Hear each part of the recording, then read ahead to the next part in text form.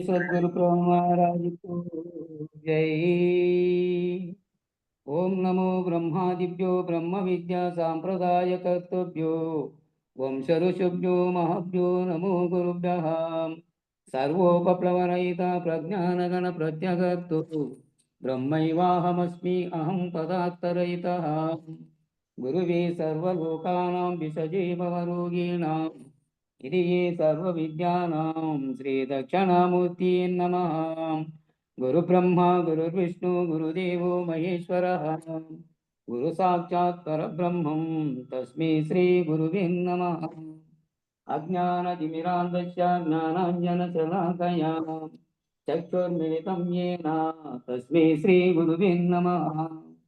अखण्डमण्डलाकारं व्याप्तं येन चराचरम् तत्पदं दर्शितं येन तस्मै श्रीगुरुवे नमः। स्थावरं जङ्गमं व्याप्तं यत्किञ्च जराचरं त्वं पदं दर्शितं येन तस्मै श्रीगुरुवे नमः। चिन्मयं व्यापितं सर्वं त्रैलोक्यं च चराचरम् अचित्वं दर्शितं येन तस्मै श्रीगुरुवे नमः।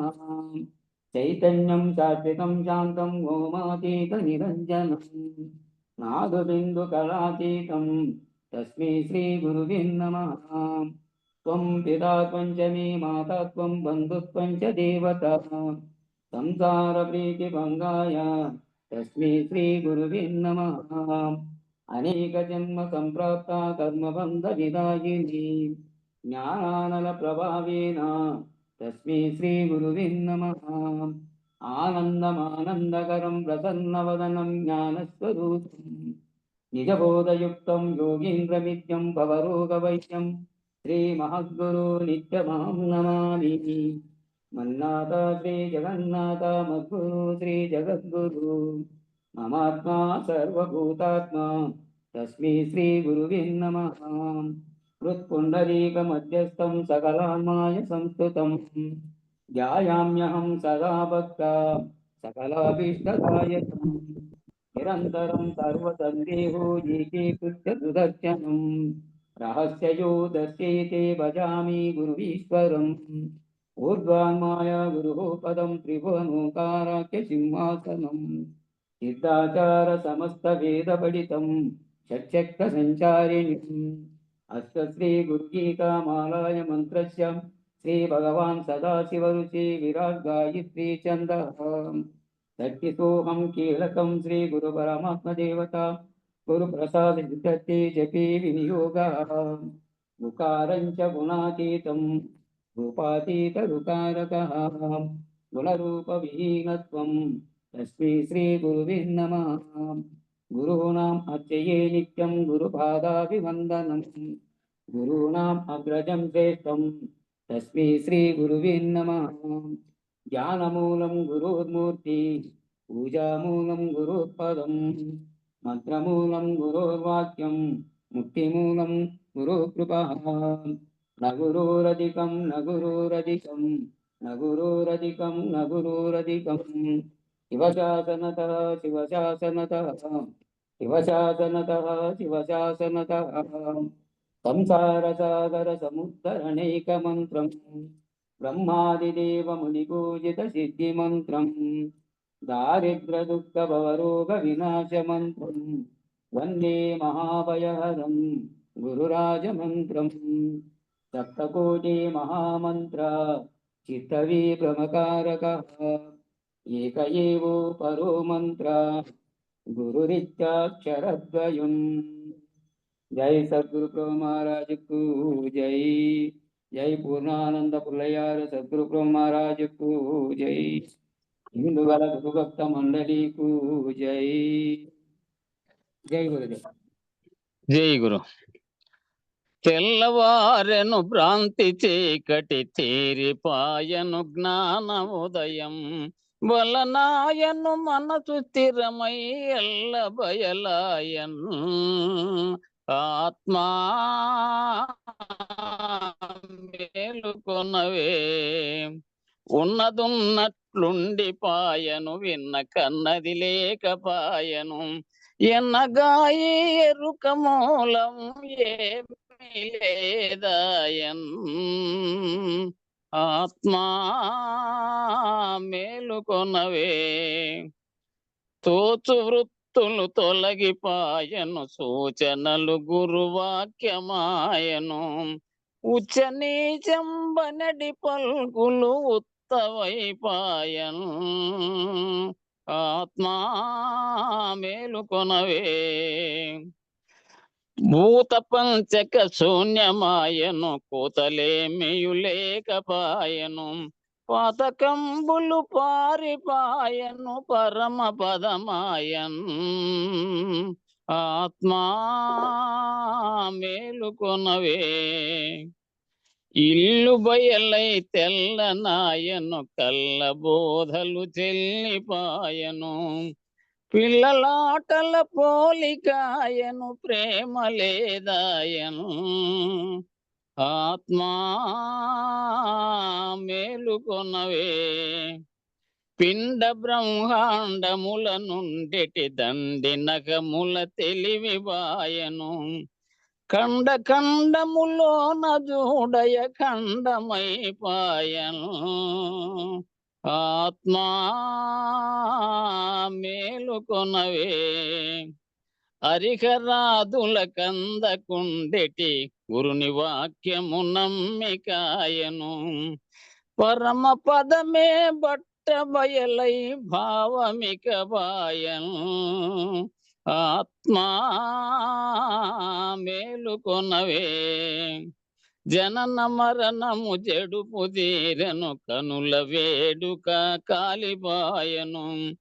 మనసు ఇంద్రియ చలనలు మెల్లను, మాయమైపాయన్ ఆత్మా మేలుకొనవే. జగతి విబుధులు స్వప్నమాయను, పగలు రాత్రి లేకపాయను. ఒకటి రెంటికి మూలమాయను, ఊగలేదాయను ఆత్మా మేలుకొనవే.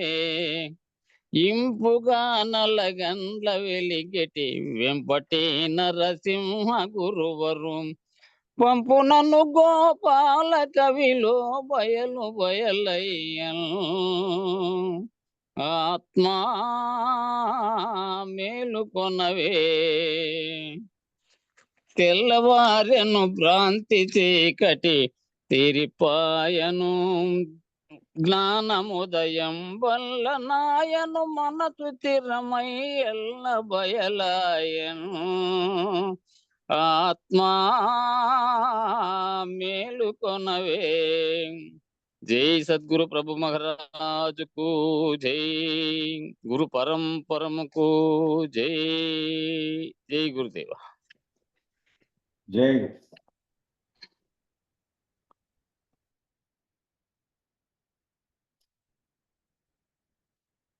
అందరికీ జైగురు.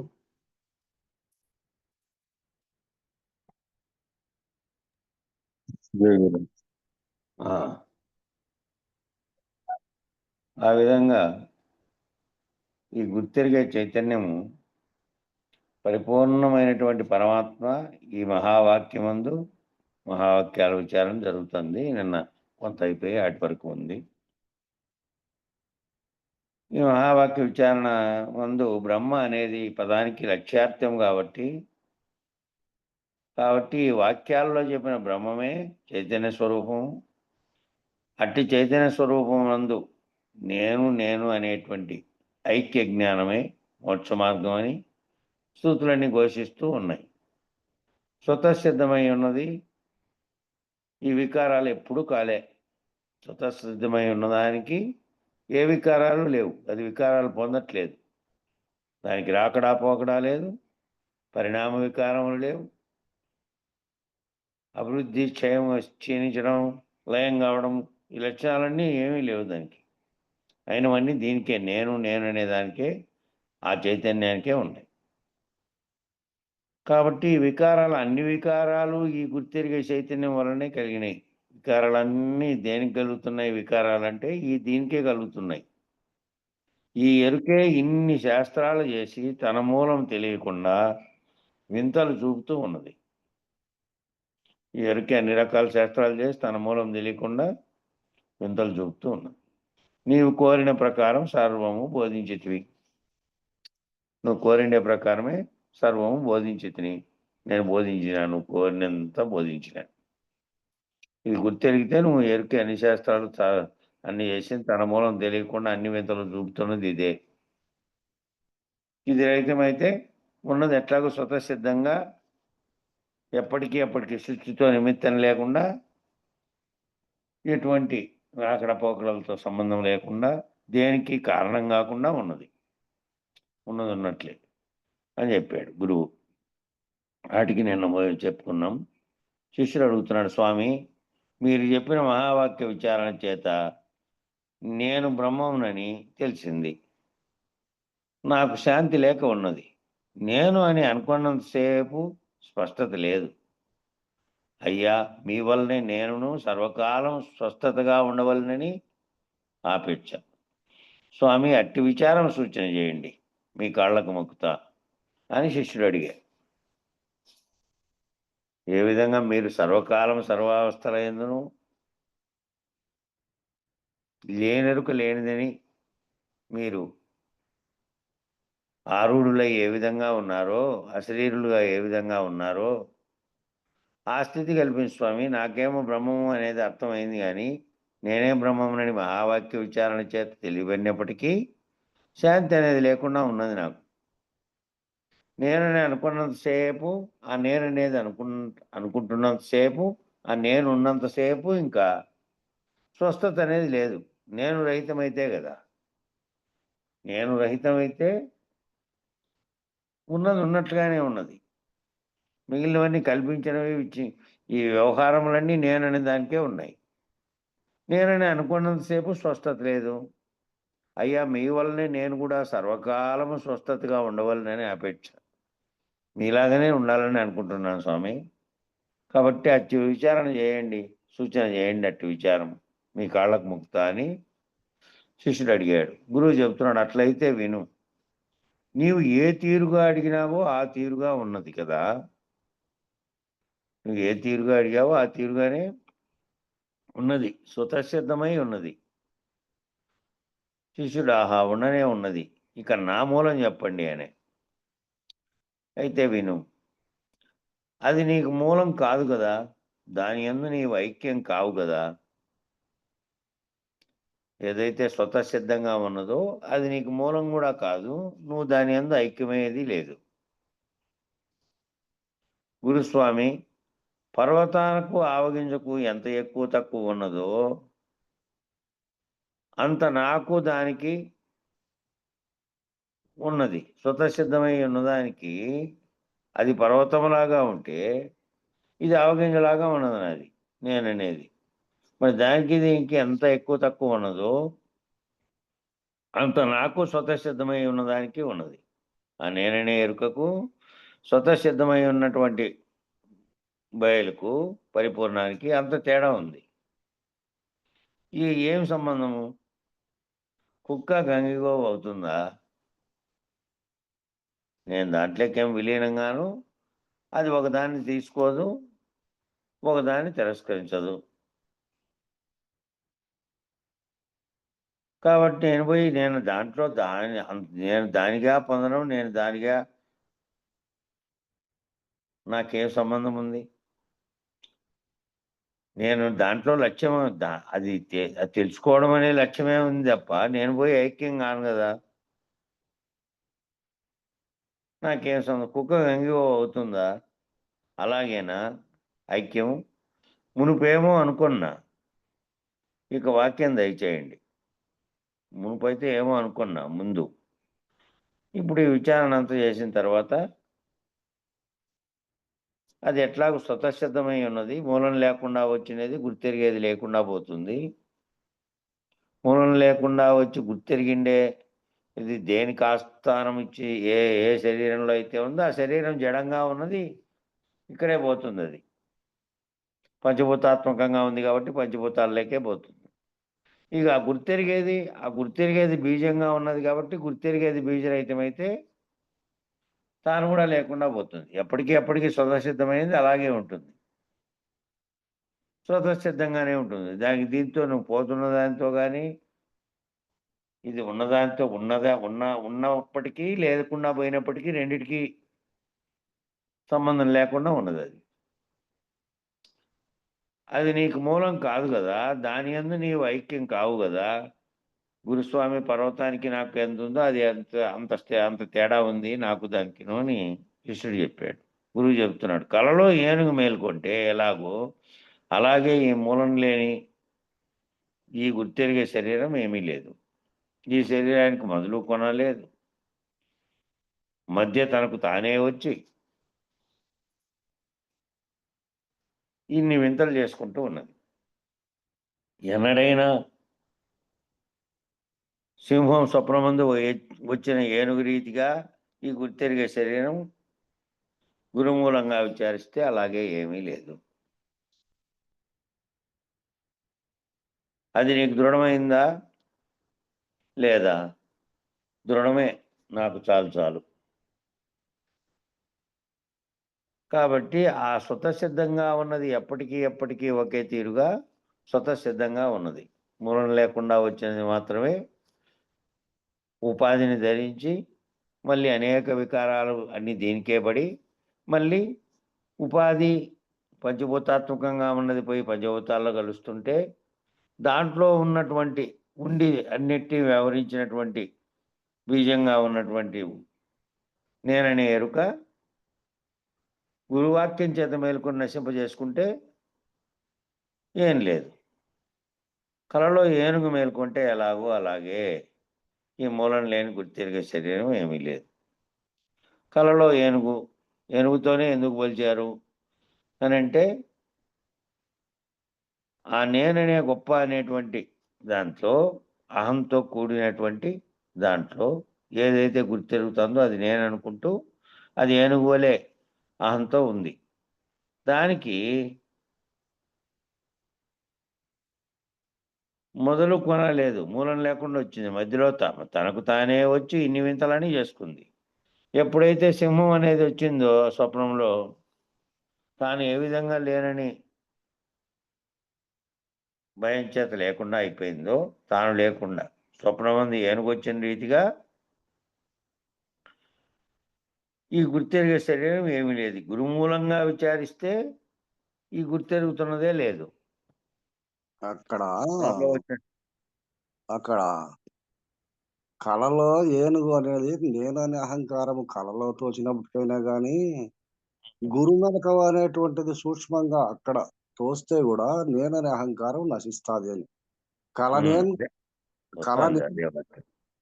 కళనేనుగు సింహములు కన్నుల గనన మృతి చెందినట్లు అని మనకు సూక్తి కూడా ఉంది ఆడ ముందు. అదే వస్తుంది నెక్స్ట్ వాక్యం అది. సరే. ఎన్నడైనా సింహం స్వప్నమందు వచ్చిన ఏనుగు రీతిగా ఈ గుర్తెరిగే శరీరము గురుమూలంగా విచారిస్తే అలాగే ఏమీ లేదు. గురుమూలంగా విచారిస్తే ఆ విధంగానే ఏమీ లేదు. ఇది నీకు దృఢమైందా లేదా? ఇది దృఢమైందా లేదా అని చెప్తే దృఢమే, ఇక చాలు నాకు చాలని ముగించాడు అక్కడ శిష్యుడు. ఇక మహావాక్యాల యొక్క వివరణ, జీవేశ్వరుల ఐక్యము, పిండ బ్రహ్మాండముల యొక్క లయ ప్రకరణం అనేది.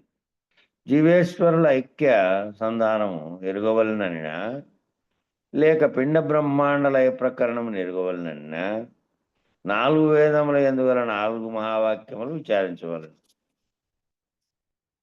జీవేశ్వరుల యొక్క అనుసంధానం గురించి ఎరగాలనే, లేకపోతే పిండ బ్రహ్మాండములంటే కనపడతాండే మొత్తం బ్రహ్మాండం అనే ప్రకృతి, పిండంగా ఉండే జీవుడు, ఈ వీటి యొక్క లయ ప్రకరణం ఎరగవలనన్నా ఈ 4 వేదాల్లోనూ పేర్కొన్నటువంటి 4 మహావాక్యాలను పేర్కొన్నారు ఇక్కడ. ఆ 4 మహావాక్యములు విచారించవలను. 4 మహావాక్యాలు విచారిస్తే మళ్ళీ ఇక్కడ ప్రత్యేకంగా జీవుడు అనేవాడు, ప్రత్యేకంగా ఈశ్వరుడు అనేవారు, ఈ ఇద్దరు ఒక్కటేననేది తేలిపోతుంది. తర్వాత పిండ బ్రహ్మాండాలు 2 కూడా ఒకటేనని తేల్పడానికి చెప్పారు. ఆ 4 దానిలో ఒకటేమో ప్రజ్ఞా ప్రతిష్ట. ప్రజ్ఞానం బ్రహ్మ. ఆ 2 వాక్యాలు ఋగ్వేదం అనే దాంట్లోంచి తీసుకున్నారు. అహం బ్రహ్మస్మి అనేదేమో యజుర్వేదం నుంచి తీసుకున్నారు. తత్వమసి అనేదేమో సామవేదం నుంచి తీసుకున్నారు. అయమాత్మం బ్రహ్మ అనేదేమో అధర్వణ వేదం నుంచి తీసుకున్నారు. ఈ 4 వేదాలు. దానికి మళ్ళీ ఇక్కడ కింద వివరణ ఇస్తున్నారు.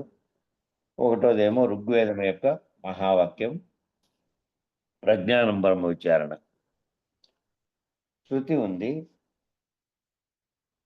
వినేక్షతే శృణోతీతం జిష్ణుతి వ్యాకరోతిన కరోతి చ స్వాదు విజానాతి తత్ర జ్ఞానం తీర్యతే అనేదేమో ఓ శృతి. ఆ శృతి అర్థం ఏ జ్ఞానం చేత శబ్దమును వింటున్నామో, ఏ జ్ఞానం చేత శబ్దాన్ని వింటున్నామో, శబ్దం చెవులతో వింటున్నాం, ఎక్కడో శబ్దం వచ్చింది, అది ఏ శబ్దము అనేది మటుకు నువ్వు అక్కడికి పోకపోయినప్పటికీ ఇక్కడ శబ్దాన్ని బట్టి నువ్వు గుర్తించగలిగేటువంటి జ్ఞానం నీలో ఉంది. నీ కళ్ళెదురుగా జరగకపోయినప్పటికీ తన్మాత్రల చేత తెలియబడుతుంది ఎక్కడో జరుగుతున్నది. ఏ జ్ఞానం చేత స్పర్శ ఎరుగుతున్నాము, స్పర్శ గాలి కనపడట్లే కానీ గాలి వీచింది, వీస్తానే కూర్చున్నటువంటి వానికి స్పర్శ తగిలిందా లేదా? ఏ జ్ఞానం చేత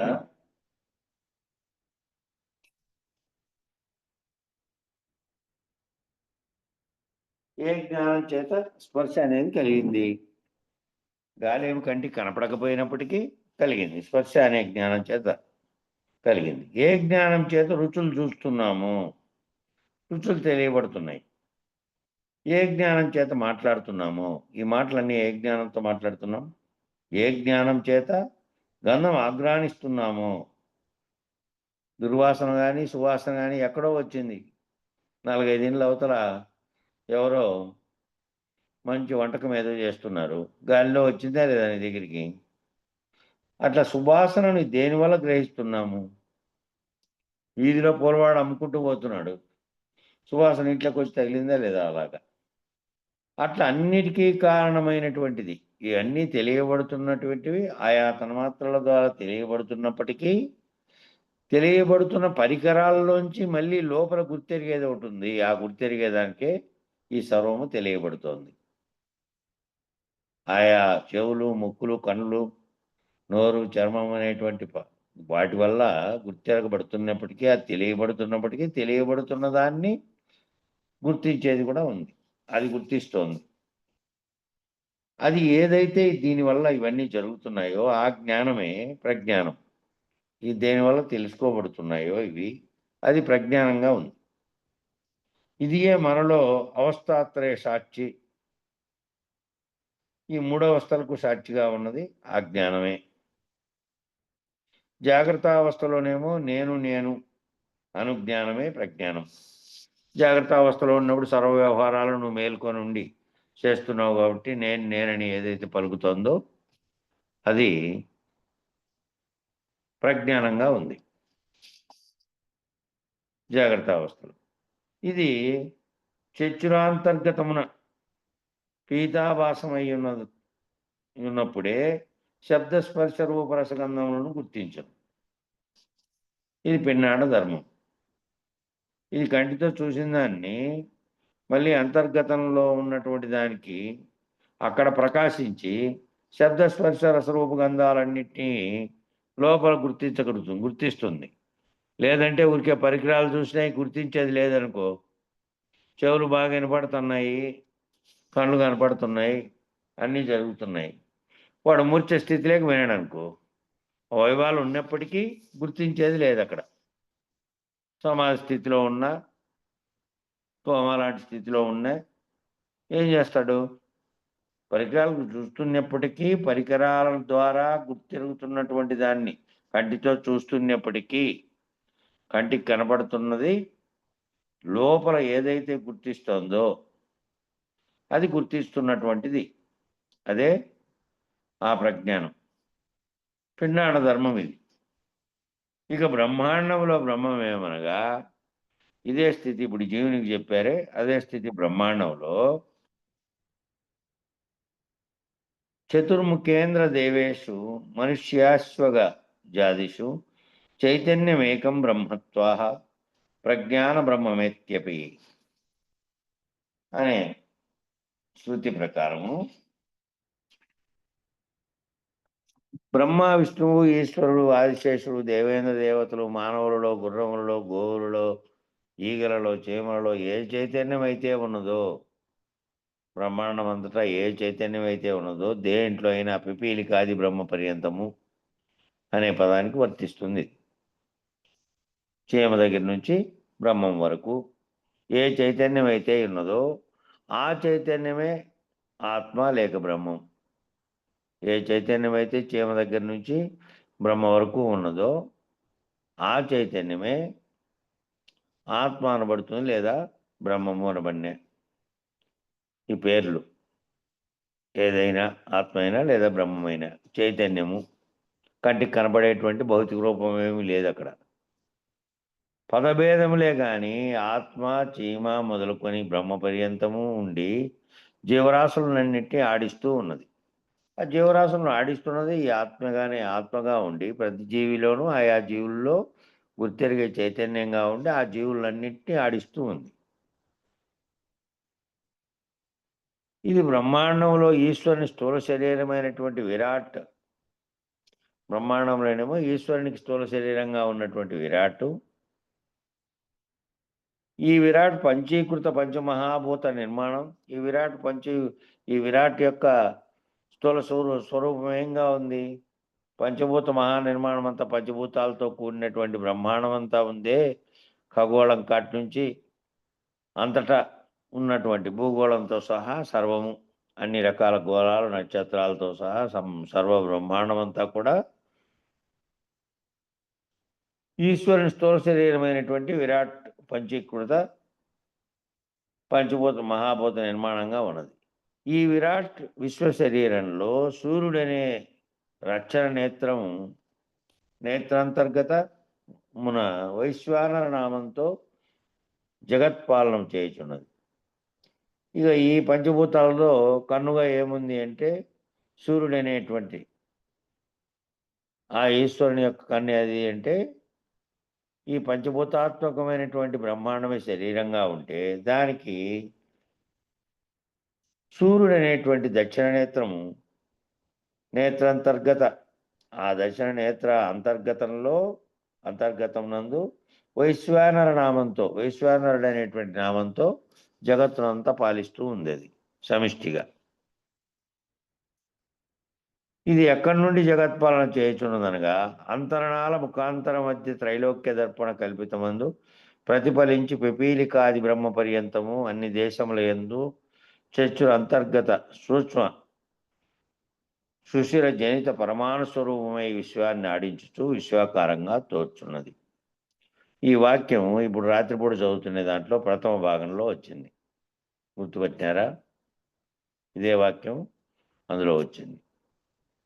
ఇది ఎక్కడి నుంచి జగత్పాలన చేయుచున్నదనగా అంతరణాల ముఖాంతర మధ్య త్రైలోక్య దర్పణ కల్పితమందు ప్రతిఫలించి పిపీలికాది బ్రహ్మ పర్యంతము అన్ని దేశముల యందు చచ్చుర అంతర్గత సూక్ష్మ సుశిర జనిత పరిమాణ స్వరూపమై విశ్వాన్ని ఆడించుతూ విశ్వాకారంగా తోచున్నది. త్రినేత్రము అది జ్ఞాననేత్రము అంటారు.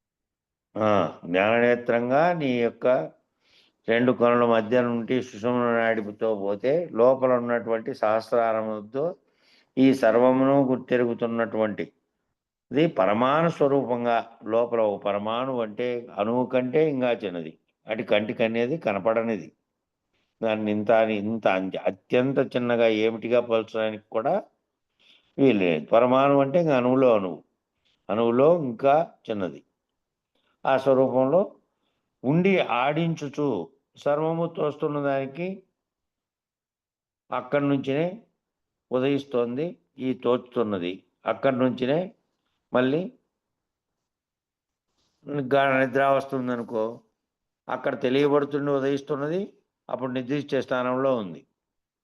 అది తెలియబడే స్థానం ఏమీ లేదు. కానీ సాక్షిత్వ రూపంలో ఉంది. అనుకుంటే మళ్ళా అప్పటి వరకు జరిగినవి, అప్పటి వరకు తోచినవి, అప్పటి వరకు విన్నవి, జరిగినవన్నీ పరంపరాగతంగా వచ్చినవన్నీ కూడా గుర్తుంటాయి. కానీ అన్నిటికీ పుట్టడానికి కారణమైనటువంటి దాంట్లో పరమాణు స్వరూపమై ఉండి విశ్వాన్ని ఆడించుచు విశ్వాకారంగా తోస్తోంది. జీవునిలో ఉన్నదే ఆ విరాట్ స్వరూపంగా ఉన్న దాంట్లో కూడా అదే ఉన్నది. ఉండి విశ్వాన్ని ఆడించుచు విశ్వాకారంగా తోస్తున్నది. విశ్వాన్ని ఆడిస్తూ విశ్వాకారంగా తోస్తున్నది. కావున పిండాండంలోని ప్రజ్ఞానము, పిండాండంలో ఉండే ప్రజ్ఞానం అనేటువంటి చతురాంతర్గతమున పీతాభాసుడైయుండును. అంటే బ్రహ్మాండంలోని ప్రజ్ఞానము చచ్చు అంతర్గత సూక్ష్మ ఇది రూప ఇక్కడ కూడా తత్వంలో కూడా చెప్తాడు. ఉమ్. పరహంస సంచారము పావని వినుమా పూర్వాదళమున పుణ్యము అరయగా ఆగ్నేయదళమున అంది నిద్రాలస్యముందును విరివిగా దక్షిణముకు క్రము నైరుతిని పాపం భుజందును. ఈ వాక్యానికి ఈ విషయం, ఈ సూర్యుడు అనేటువంటి దక్షిణ నేత్రం అంటే కుడి నేత్రం. అవునవును.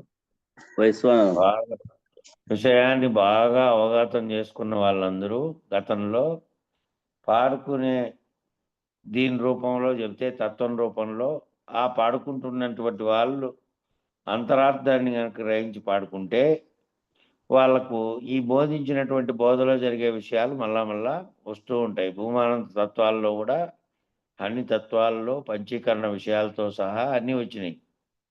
అష్టతనువుల గురించి వచ్చినాయి, 16 షోడశ కళల గురించి వచ్చినాయి. అన్నిటినీ వాళ్ళు అక్కడ చెప్పినప్పుడు ఈ విచారాన్ని దాన్ని అనుసంధానం చేసుకుంటే మళ్ళీ మీరు అన్వయించుకుంటే పాడే తత్వాలలో ఉన్నటువంటి అంతర్గతంగా ఉండేది మీకు అర్థమైపోతుంది సులభంగా. కనుక పిండాండంలోని ప్రజ్ఞానము బ్రహ్మాండంలోని ప్రజ్ఞానము ఈ రెంటికి స్థానం నేత్రం కావున ఈ రెంటికి భేదం లేదు. ఈ రెంటికి నేత్రస్థానంగా ఉన్నది కాబట్టి దీనికి రెండిటికి భేదం లేదు. ఇదియే ప్రజ్ఞానం. పిపీలికాది బ్రహ్మ పర్యంతము ఉన్న శరీరములు జడస్వరూపమని, పిపీలికాది బ్రహ్మ పర్యంతంగా ఉన్నటువంటి శరీర రూపంలో ఏవైతే కనపడుతున్నాయో అంటే జీవుని దగ్గర నుంచి కనపడుతున్న బ్రహ్మాండం అంతా కొండలు గుట్టలు పంచభూతాత్మకంగా ఉన్న పైన సూర్యచంద్రాదులు, ఖగోళంలో అనేకమైనటువంటి గోళాలు, నక్షత్రాలు సర్వము కూడా బ్రహ్మాండంగా ఉన్నటువంటి ఏదైతే భౌతికంగా పిపీలికాది బ్రహ్మ పర్యంతం ఉండే శరీరాలన్నీ కూడా భౌతిక రూపం ఉండేటివన్నీ కూడా జడ స్వరూపాలన్నీ, అవి నామరూపాత్మకంగా ఉండేటివన్నీ జడ స్వరూపాలన్నీ, కనపడేటివన్నీ జడ స్వరూపాలేనని వాటిని వాచ్యార్థమని, అవి వాక్యానికి అర్థంగా తీసుకుంటే వాచ్యార్థము. శరీరము అంటే ఒక భౌతికంగా రూపం కలిగినది. ఏదైనా పేరుండేది. ఆ కొండ తీసుకో, నది తీసుకో, కుండ తీసుకో, వస్తువులన్నీ కూడా సర్వ వస్తువులు పైన ఉండేటువంటి సూర్యచంద్రాలతో సహా వస్తు రూపం, భౌతిక రూపం ధరించినవన్నీ కూడా వాచ్యార్థంగా ఉన్నాయి. అవి జడంగా ఉన్నాయి. అవి తీసివేసిన ఎడల మహదంకారమున శుద్ధ సాత్వికాయత తత్వాకాశంబు గల హిరణ్మయ వర్ణావరణములతో కూడిన శుద్ధ జ్యోతి స్వరూప చైతన్యమే బ్రహ్మమని ఎరగవలెను. ఇక సమిష్టికర్త యొక్క ఈశ్వరుని యొక్క సమిష్టికర్త యొక్క మహదంకారం అనే దాంట్లోనే శుద్ధ సాత్వికంగా ఉండే తత్వాకాశం ఉండేటువంటి హిరణ్మయ వర్ణావరణములతో, హిరణ్మయము అంటే బంగారము స్వచ్ఛమైంది, వర్ణావరణములతో కూడిన శుద్ధ జ్యోతి స్వరూపం అనేటువంటి చైతన్యంగా ఉంది అక్కడ బ్రహ్మాండంలో. ఆ శుద్ధ జ్యోతి స్వరూప చైతన్యం అనే బ్రహ్మమని ఎరగవలెను దాన్ని. ఆ చైతన్య బ్రహ్మమే, ఈ చైతన్య బ్రహ్మమే ఈ పరుడు అనేటువంటి ఆత్మ లేక శిష్యుడు అని ఇచ్చారు. ఆ శుద్ధ సత్వ చైతన్య స్వరూపుడైనటువంటి బ్రహ్మము నుండియే ఆ శుద్ధ సత్వ చైతన్యంతో ఉన్నాడు. ఇంకా 3 గుణాలతో కూడినటువంటి వాటితో సత్వ చైతన్యంతో ఉంటే దాంట్లో సత్వ రజో తమో గుణ రూపమైనటువంటి జగత్తంతా విడబడింది. జడంగా ఉన్నది అంతా విడబడింది. అందుకనే ఋష్యాదులు ప్రజ్ఞాన బ్రహ్మాను మహావాక్య విచారణకు జహర్ లక్షణమును ప్రయోగించిరి. జహర్ లక్షణం అనగా విడిచిన లక్షణము లేక త్యాగము చేసిన లక్షణము. దీనికి విడిచిండే లక్షణము అని జహర్ లక్షణం. జహర్ లక్షణం అంటే విడిచి విడవని లక్షణము. అది కూడా మళ్ళా వస్తాయి. ఈ జహర్ లక్షణం కూడా నిన్న మొన్న వచ్చింది. మొన్న వచ్చింది, గుర్తుందే. గంగాయాం ఘోష అనే ఉదాహరణ వచ్చినది చెప్తున్నాడు. కాబట్టి శుద్ధ సత్వ చైతన్య స్వరూపుడు రాత్రి విచారణలో వచ్చింది. బ్రహ్మము నుండి అంత సత్వరజోగుణమైనటువంటి రూపమైనటువంటి జగత్తు విడబడింది. అందుకనే ఋష్యాదులంతా ప్రజ్ఞాన బ్రహ్మ అనే మహావాక్య విచారణలకు జహర్ లక్షణాన్ని అంటే విడిచిన లక్షణాన్ని త్యాగ లక్షణాన్ని బోధించారు. దీనికి గంగాయాం ఘోష అనే ఉదాహరణ వాక్యం ఇచ్చారు. జహర్ లక్షణం అనగా ఒక బ్రాహ్మణుడు గంగా తీరం నుండి స్వదేశాన్ని గూర్చి వస్తూ ఉంటే మరి ఓ బ్రాహ్మణుడు అడిగాను. ఓ బ్రాహ్మణుడేమో గంగా తీరం నుంచి మళ్ళా స్వదేశానికి పోతూ ఉంటే ఎదురైండే మరో బ్రాహ్మణుడు అడిగాను, గంగా తీరమందు విశేషాలు ఏమి అనగా ఆ బ్రాహ్మణుడు గంగాయాం ఘోష అని గంగయందు గొల్లపల్లి ఉన్నదని చెప్పాను. గంగయందు అంటే ఆ గంగ దాటుకుంటే అవతల ఉంది. నిజానికి చెప్పిండేదేమో గంగయందు ఉన్నది అని చెప్పాడు. ఆ మాటకు తాత్పర్యము గంగ అనే పదార్థానికి ప్రవాహం అని అర్థం కనుక ఈ ప్రవాహమునందు గొల్లపల్లి ఉన్నదని అంగీకరిస్తే ప్రత్యక్ష విరోధం కనుక ప్రవాహంలో ఉండదు. కాబట్టి గంగ అనే పదార్థానికి అర్థమైనటువంటి ప్రవాహమందు సర్వాత్మన విడిచిపెట్టి ఆ ప్రవాహంతో కూడుకున్న గట్టు ఎందు గొల్లపల్లి ఉందని తాత్పర్యం. ఇది జహర్ లక్షణం. పదార్థంగా చెప్పబడినటువంటి ఏదైతే భౌతికంగా చెప్పారో ఆ దాంట్లో చెప్పకుండా దాన్ని ఇడిస్తే దాని అవతల ఇది ఉన్నదనే అంతరార్థం ఏది అంటే ఆ గంగా అనే ప్రవాహం దాటుకుంటే అవతల ఈ గొల్లపల్లి ఉన్నది అని తాత్పర్యం. ఆ జహర్ లక్షణం అనగా గంగ అనే పదార్థమునకు అర్థరూపమైనటువంటి ప్రవాహము సర్వము వదిలి ఆ గంగ అనేది గంగా ప్రవాహం అనే సర్వము వదిలి అప్పటికి ఇది పిండాండం యందు ఉండేటువంటి ప్రజ్ఞ ఈ జలము స్వరూపాన్ని అంతా వదిలేసి ప్రజ్ఞ కనబడేదాన్ని వదిలేసి అని పిండాండం యందు ఉండేటువంటి ప్రజ్ఞ అట్లనే గంగ వదిలి ఉన్నటువంటి ఒడ్డున అనేటువంటి విషయం బ్రహ్మాండమందు ఉండేటువంటి ప్రజ్ఞ ఒకటే అనే నిర్ణయానికి ప్రజ్ఞాన బ్రహ్మకు జహర్ లక్షణం చెప్పారు. దాన్ని సర్వము వదిలిపెట్టుటే అట్లా అట్టి రూపమైనటువంటి ప్రవాహాన్ని వదిలిపెట్టి అవతల ఉన్నటువంటి గంగా ఒడ్డున గొల్లపల్లి ఉన్నదనే లక్ష్యార్థమును గ్రహిస్తే ఈ చెప్పబడినటువంటి గంగలో ఉండే ప్రవాహం లేదు. అవతల ఉన్నటువంటి దాన్ని గుర్తెరిగేదానికి దాని యొక్క లక్ష్యార్థం తీసుకోవాలి. ఆ చెప్పిన ఎదురైన బ్రాహ్మణుడు చెప్పినట్టు గంగ ఎందు ఉన్నది అంటే గంగలో నీళ్ళలో మునిగి ఉండదు, గ్రామం ప్రవాహంలో ఉండదు. అది వాడు చెప్పాడు. గంగ ఎందు ఉన్నది అంటే గంగా నదిలో నుంచి నువ్వు వస్తున్నావు కదా, ఏముంది అంటే అవతల పల్లి ఉంది, దాటుకుంటే అవతల పల్లి ఉంది. అటు చెప్పినట్టు లక్ష్యార్థం గ్రహించవలసి ఉన్నది. పైన వివరించిన జహర్ లక్షణమును ప్రజ్ఞాన బ్రహ్మను మహావాక్యమునందు ఎట్లు అన్వయించవలనన్నా పైన చెప్పండి. ఈ జహర్ లక్షణాన్ని మరి ప్రజ్ఞాన బ్రహ్మ అనే వాక్యములో ఎట్లు అన్వయించవలను అనేది కనుక వస్తే మహదంకారమును శుద్ధ సాత్వికాయిత తత్వాకాశము నుండి కమలజాది పిపీలికాంత జడజీవ ప్రవాహ రూపమైనటువంటి జగత్ సృష్టిని గంగా ప్రవాహమును తోసిపుచ్చినట్టుగా వాచ్యార్థమని తోసిపుచ్చి దీని లక్ష్యార్థమైన హిరణ్మయ వర్ణావర్ణములతో కూడిన శుద్ధ జ్యోతి స్వరూప చైతన్యమే నేననే ప్రజ్ఞాన బ్రహ్మ యొక్క స్థానం అని తెలుసుకోవాలను. వినండి, మళ్ళా ఒకసారి చూడండి. సులభంగా ఏంటంటే జడ ప్రపంచంగా కనపడుతున్నటువంటి నామరూపాత్మకమైనటువంటి సర్వము కూడా దాన్ని వాచ్యార్థంగా చెప్పబడిన దాన్ని వదిలేసి పైన వివరించినటువంటి జహర్ లక్షణాన్ని ప్రజ్ఞాన బ్రహ్మను మహావాక్యం నుండి ఎట్లా అన్వయించాలి అంటే మహంకారం గుర్తిరిగే చైతన్యంగా తోచినటువంటిది, అఖండంగా ఉండేటువంటి ఎరుకలో తోచినటువంటి ఆ మహంకారమే నేననేటువంటి బ్రహ్మాండం సృష్టికి కావడానికి కారణమై ఉన్నటువంటి శుద్ధ సాత్వికాయత తత్తాకాశము నుండి శుద్ధ సాత్వికంగా ఉన్నటువంటిది.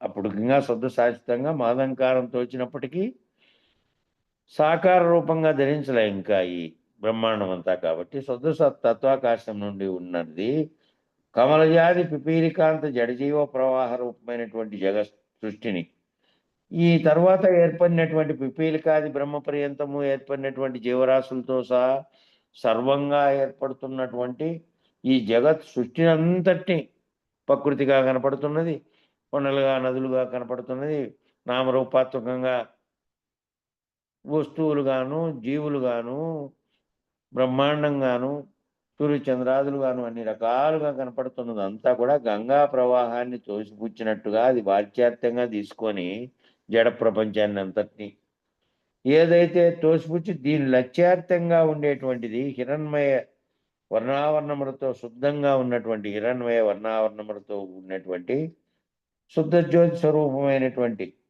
చైతన్యమే నేననేటువంటి ఆ హిరణ్మయ రూపంగా చెప్పబడినటువంటి సమిష్టికర్త యొక్క స్వప్నావస్థ విరాట్ హిరణ్య గర్భ అనేది.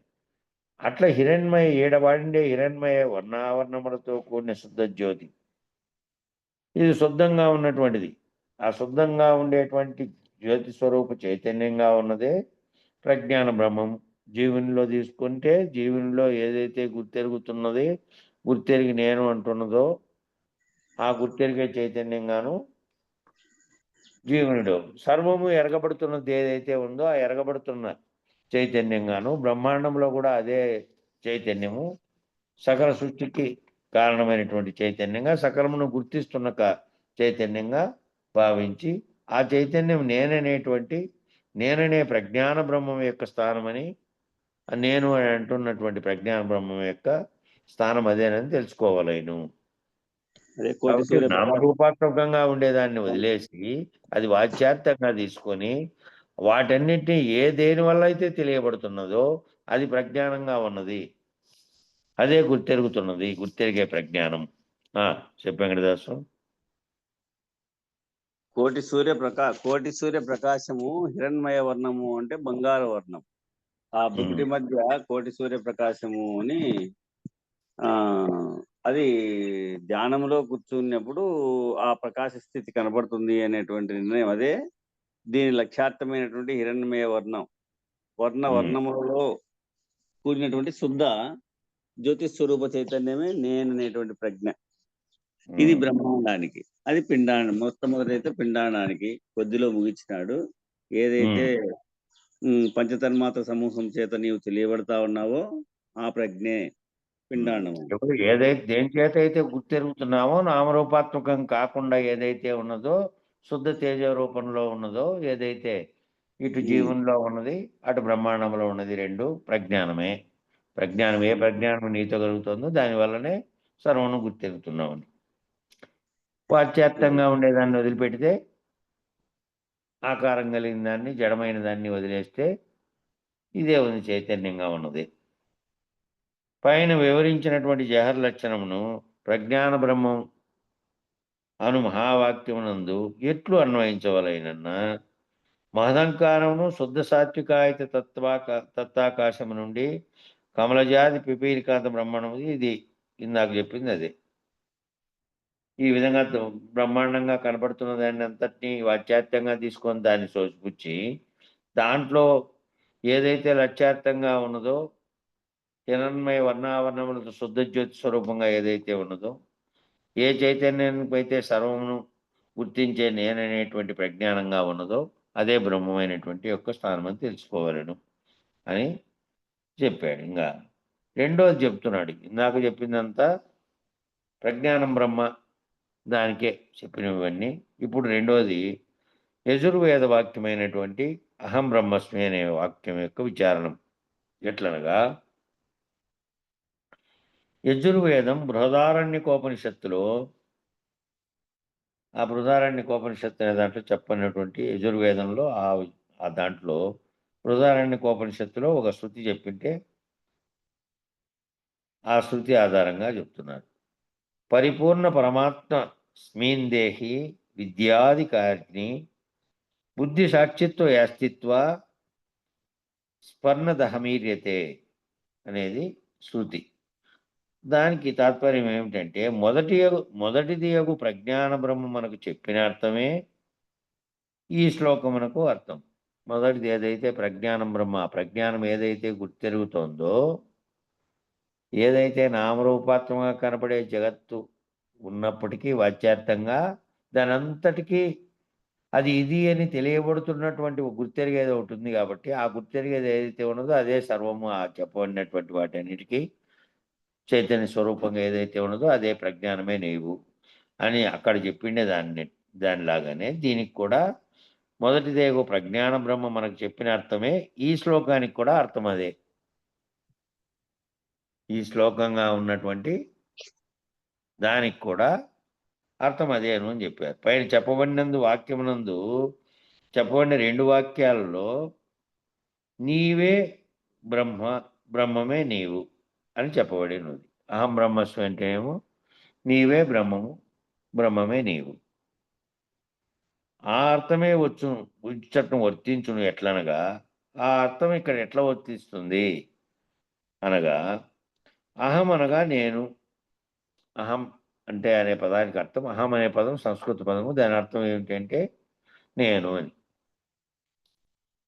మళ్ళా కారం అనేది కలిపితే మళ్ళీ తెలుగు పదం అది.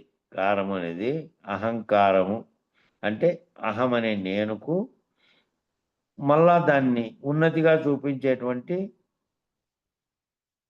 నేననేటువంటి భావంతో ఆ అహంకారం మళ్ళీ తన యొక్క ఉనికిని గొప్పగా చెప్పుకునేటువంటిది కలిసిన తర్వాత అహంకారము అవుతుంది. ఈ ఆకారాన్ని తనకు ఆపాదించుకుంటే అహంకారం అవుతుంది. ఆకారం నేను అని గనక తాను తన యొక్క శరీరాకారాన్ని తనలే గనక మళ్ళీ ఆకారమే నేను భావిస్తే అదే అహంకారం. ఆ ఆకారం తోడు కాకుండా ఉంటే ఏదైతే గుర్తెరుగుతున్నదో అదే చైతన్యం. చైతన్యంగా నేను అనబడుతున్నది. ఆ నేను అనబడుతున్న దానికి ఏం చేస్తున్నాడంటే ఏ ఆవరణలో ఉండి నేను అనుకుంటున్నాడో దాన్ని కూడా కలుపుకొని అహంకారంగా తాను శరీరంగా నామరూపాత్మకంగా భావిస్తూ ఉన్నాడు.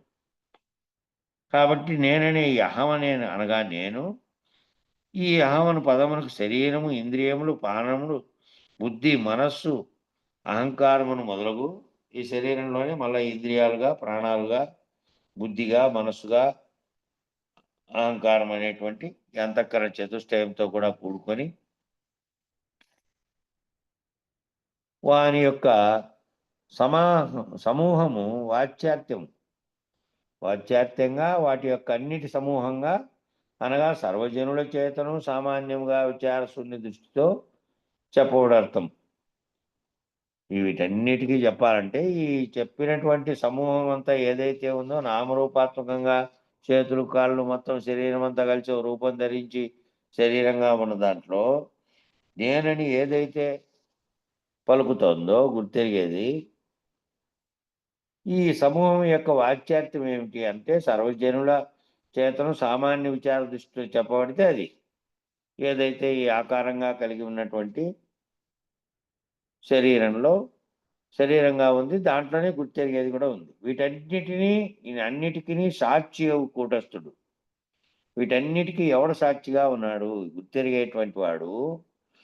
అంతఃకరణం కూడా శరీరంలో ఉన్నటువంటి మిగతా ఇంద్రియాలలాగా జడ వస్తువుగానే ఉన్న దానికి కూడా ఆ మనసు, బుద్ధి, చిత్తం, అహంకారం అనే దానికి కూడా ఆత్మ ప్రకాశం చేతనే ప్రవేశిస్తూ ఉన్నది, ప్రకాశిస్తూ ఉన్నది, సర్వచర్యలు చేస్తూ ఉన్నది.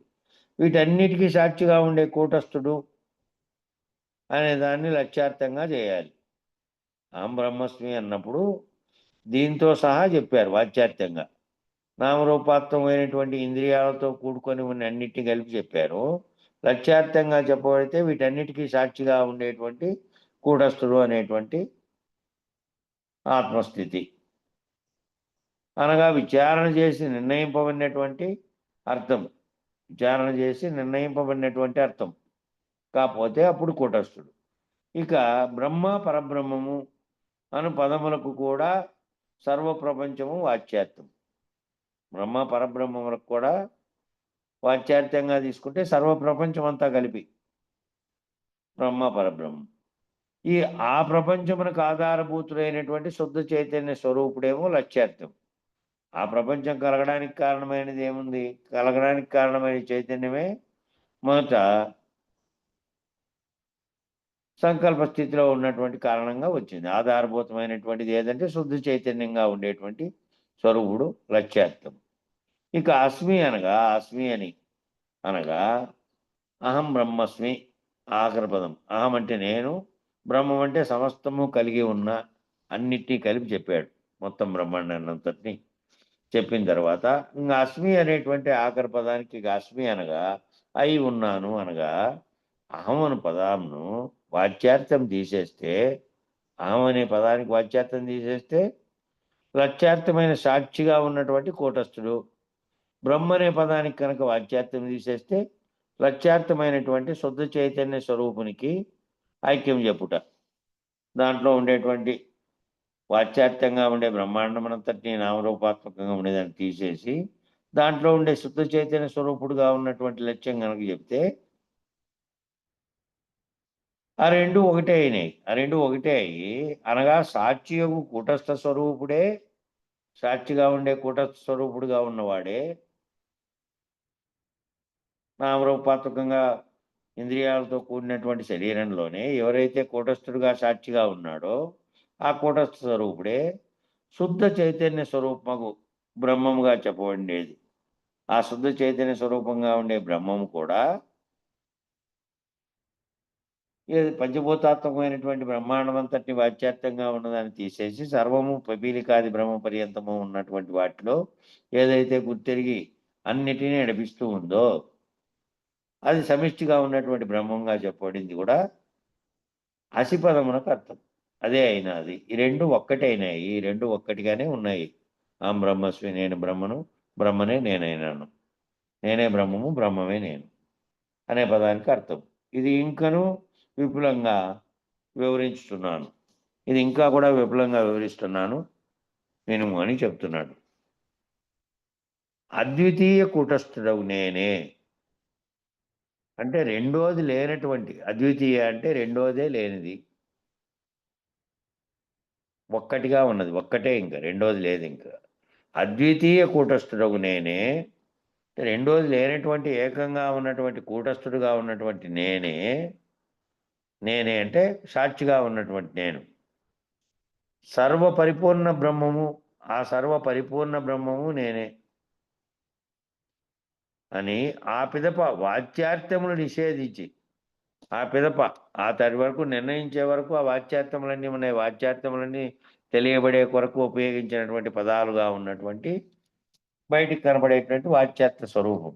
అందులో అంతరంగా ఉన్నటువంటి లక్ష్యార్థంగా కనుక నువ్వు అవన్నీ ఆ విచారణ తర్వాత ఆ సర్వపరిపూర్ణ బ్రహ్మము నేనేనని ఆ పిదప వాచ్యార్థములు నిషేధించి వాచ్యార్థములని తీసేసి లక్ష్యార్థములు అంగీకరించిన పిదప లక్ష్యార్థంగా ఉన్నది చెప్పింది ఏంది? ఇందాక చెప్పినటువంటి నామరూపాత్మకమైనటువంటి ఇంద్రియాలతో కూడుకొని ఉన్నటువంటి శరీరంలో ఏదైతే గుర్తెరుగుతున్నటువంటి కూటస్థుడుగా సాక్షిగా ఉన్నదో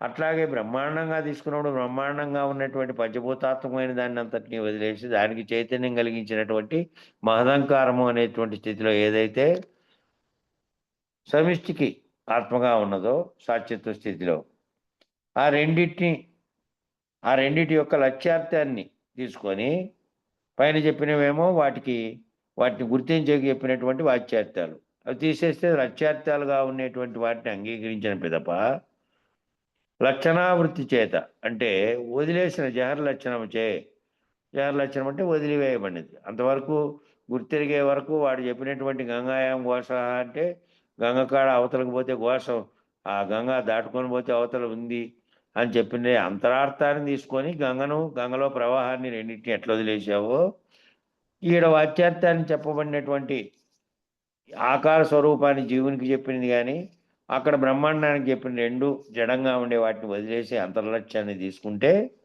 రెండు సాక్షిత్వ స్థితిలో ఉన్నటువంటి సర్వమును గుర్తెరిగేటువంటి అది ఒక్కటిగా ఉన్నది. రెండు వేరువేరుగా బోధించినప్పటికీ ఆ వాచ్యార్థంగా చెప్పమని తీసేస్తే లక్ష్యార్థంగా రెండు ఒక్కటే అయి ఉన్నాయి. రెండు చైతన్యాలు రెండు అనేటివి లేవు. అద్వితీయ కూటస్థుడవు చైతన్యాలు రెండుగా చెప్పినది బ్రహ్మాండాన్ని దీన్ని విచారించి చెప్పడానికి నామరూపాలను కల్పించి చెప్పనివే తప్ప నిజానికి చెబితే అద్వితీయ కూటస్థుడుగా ఉంది. ఒక్క గుర్తెరిగేది ఒక్కటే ఉంది. ఆ ఒక్కటి నేనని అంటున్నదే అదే బ్రహ్మము అయి ఉంది. అదే తాను అస్మి అనే పదమునకు అర్థం అదే అయి ఉంది. కాబట్టి దాని యొక్క ఇటు ఐక్యమే ఏ విధంగా అయితే ఐక్యం కలిగిందో జహర్ లక్షణం వచ్చే అది వదిలేస్తే వాచ్యార్థాన్ని లక్ష్యార్థాన్ని తీసుకుంటే వాచ్యార్థాన్ని వదిలేసి అక్కడ సమరసైక్యము సమానమైనటువంటి ఐక్యం అక్కడ గ్రహించి అనుభవించవలను. తాను సాక్షిత్వ స్థితిలో ఉన్నటువంటి శుద్ధ చైతన్యమైనటువంటి స్థితిలో ఉన్నటువంటి బ్రహ్మమును శుద్ధ చైతన్య స్థితిలో నుంచి మళ్ళీ దిగి వస్తే మళ్ళీ నామరూపాత్మకమైనదంతా మలినంగా ఇతర గుణాలతో కలిసి అన్ని వ్యవహరించినటువంటి స్థితిలో అవుతుంది. శుద్ధ చైతన్యంలో ఉన్నప్పుడు లేదు, శుద్ధ చైతన్యంలో ఉన్నప్పుడు తానే బ్రహ్మము. బ్రహ్మం కంటే కిందికి మళ్ళీ దిగొచ్చి బ్రహ్మాండం కానీ ఇటు జీవుడుగా కానీ వేరువేరుగా వాచ్యార్థంగా చెప్పమని దాంట్లో నుంచి లేడు. దానికి అతీతంగా ఉన్నటువంటి స్థితిలో ఉన్నాడు. ఆ స్థితిలో తాను సాక్షిగా ఉండి అనుభవించవలను. ఇట్టి ఐక్యమే అస్మి అనే పదమునకు అర్థం. ఈ ఐక్యమే అస్మి అనే పదానికి అర్థం. ఇదియే జ్ఞానం యొక్క స్వరూపం. జ్ఞానం యొక్క స్వరూపం కూడా అదే ఐతిని అనేటువంటి అస్మి, నేనే అది.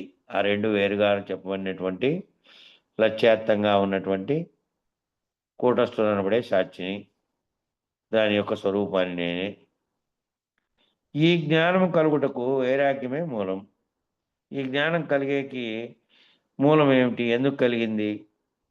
వైరాగ్య భావన కలిగింది అంటే ఈ నిత్యము చూస్తున్నటువంటి వాటిల్లో సత్యంగా లేవివి కనపడుతున్నప్పటికీ వాస్తవంగా తాను భావించినప్పటికీ నిన్నటిదాకా చెప్పినవాడు కానీ జగత్తుగా కనపడిన దాంట్లో వ్యవహరిస్తున్నటువన్నీ వస్తున్నాయి, పోతున్నాయి, నశిస్తున్నాయి. కాబట్టి ఆ నశిస్తున్న దానికి ఆ వస్తున్న దానికి కారణం ఏమిటని వేసుకున్నటువంటి ప్రశ్న వల్ల ఉదయించినవే ఇవన్నీ.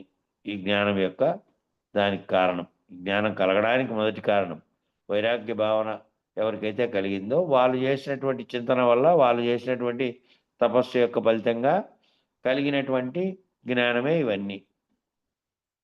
లేదంటే మామూలుగా పశుపక్షాదులుగా పుట్టిన తర్వాత దానికి ఆకలి కలిగి వెంటనే తినడం, ఆకలి కలిగితే ఆకలితో శరీరాన్ని పెంచుకోవడం, శరీరానికి ఉండే మళ్ళా పునరుత్పత్తి లక్షణం, నిద్రించే లక్షణం, పెరిగే లక్షణం, మళ్ళా నశించే లక్షణం లాగా ఇతర దానిలతో పోయిండేవాడు.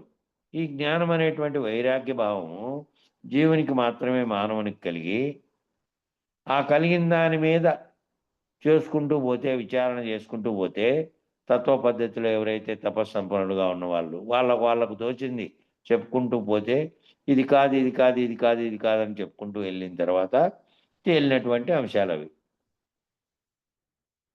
అట్లా కలగడానికి, జ్ఞానం కలగడానికి కారణం ఏమిటంటే వైరాగ్యమే మూలము. లోకమున సుజ్ఞానులకు వారు, ఆ లోకంలో సుజ్ఞానంగా ఈ జ్ఞానం ఎవరైతే పొందారో అటువంటి వారు దేహమే నేనని ఎట్లు సామాన్యముగా